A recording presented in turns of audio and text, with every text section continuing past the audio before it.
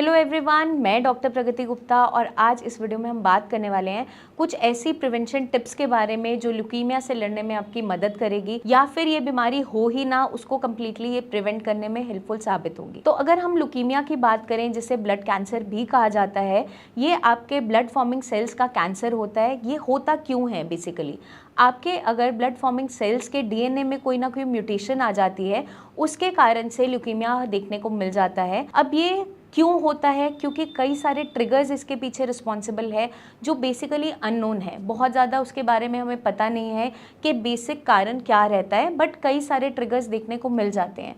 तो सबसे पहला जो ट्रिगर माना जाता है वो है केमिकल एक्सपोजर।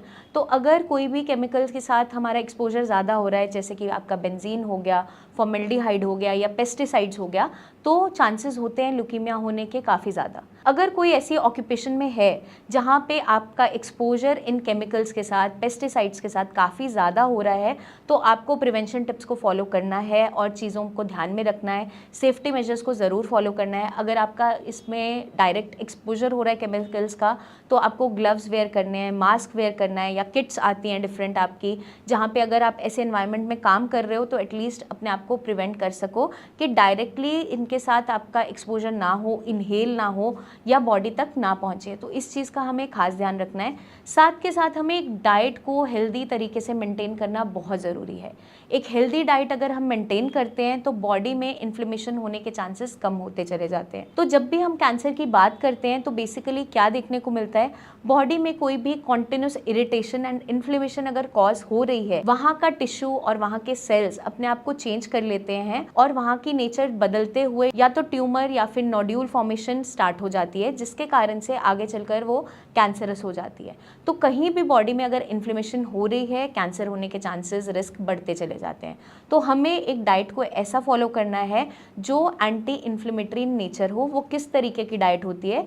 जिस डाइट में फाइबर की मात्रा अच्छी पाई जाती है, वेजिटेबल्स की मात्रा अच्छी पाई जाती है, फ्रूट्स की मात्रा अच्छी होती है, होल ग्रेन्स का इंटेक आप कर रहे हो, लीन प्रोटीन का इंटेक कर रहे हैं, नॉन वेजिटेरियन आइटम्स का इंटेक हम कंपैरेटिवली कम मात्रा में कर रहे हैं, उसमें भी अगर आप कर रहे हो तो चिकन एंड फिश का इंटेक कर सकते हो, एग वाइट का यूज़ कर सकते हो।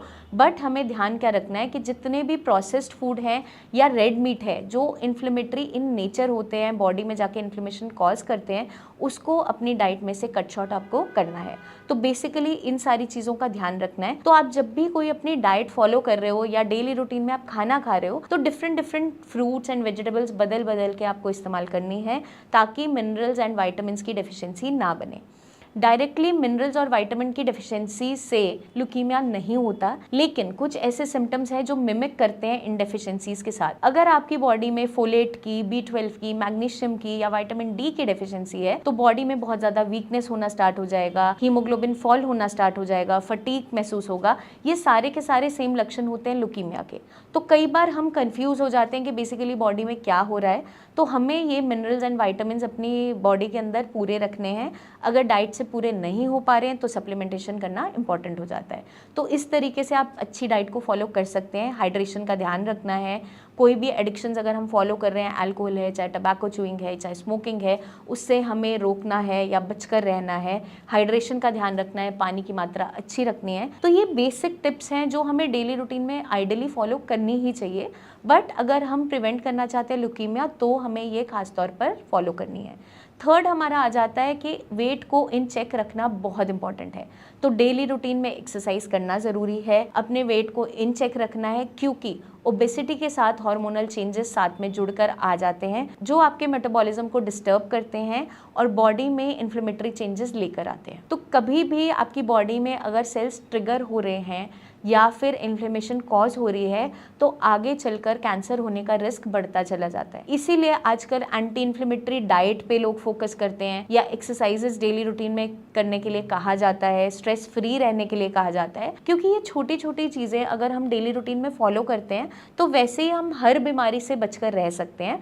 बट स्पेशली क्योंकि आज हम ल्यूकीमिया की ही बात कर रहे हैं, ब्लड कैंसर की ही बात कर रहे हैं, तो इस चीज़ का हमें खास ध्यान रखना है। अपनी कोई ना कोई हॉबी आप ज़रूर ऑप्ट कीजिए, जो आपको पसंद है वो काम ज़रूर कीजिए, क्योंकि वो आपको स्ट्रेस फ्री रहने में मदद करेगा। क्योंकि बहुत से ऑन्कोलॉजिस्ट या रिसर्चर्स का कहना ये भी है कि कई कंडीशंस में उन्होंने ये देखा है कि और कोई कॉज या और कोई ट्रिगर देखने को नहीं मिला था, लेकिन पेशेंट जो लाइफ लीड कर रहा था वो बहुत ही स्ट्रेसफुल था। वो फिजिकली एक्टिव भी थे, हेल्दी डाइट भी फॉलो कर रहे थे, लेकिन स्ट्रेसफुल बहुत ज़्यादा थे, स्लीपिंग पैटर्न डिस्टर्ब था, इसके रहते हुए कैंसर का शिकार बन गए। ऐसे बहुत से एग्जाम्पल्स मैंने आपको पहले भी कोट किए हैं और आज भी आपसे यही बात कहना चाहूँगी कि हमें स्ट्रेस से बचकर रहना बहुत ज़रूरी है, क्योंकि अगर हम बहुत ज़्यादा स्ट्रेसफुल रहते हैं तो कॉर्टिसोल हार्मोन जैसे ही बॉडी में बढ़ना स्टार्ट होता है वो हार्मोनल चेंजेस भी लेकर आता है, आपकी बॉडी में इन्फ्लेमेशन भी कॉज करता है और आपके सारे हार्मोन्स को डिस्टर्ब कर देता है, जिसके रहते हुए बॉडी में जहाँ भी इन्फ्लेमेशन कॉज होगी वहाँ कैंसर का रिस्क बढ़ता चले जाए। तो मैं उम्मीद करती हूँ ये वीडियो आपको मदद करेगी जानने में, समझने में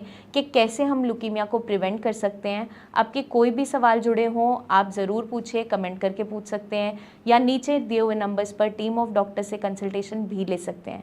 आप पर्सनली मिलने आना चाहें तो क्लिनिक विजिट भी कर सकते हैं। जल्दी हम आपसे फिर मिलेंगे और बहुत सी इन्फॉर्मेशन शेयर करते रहेंगे, आपको अवेयर करते रहेंगे, आपकी हेल्प करते रहेंगे।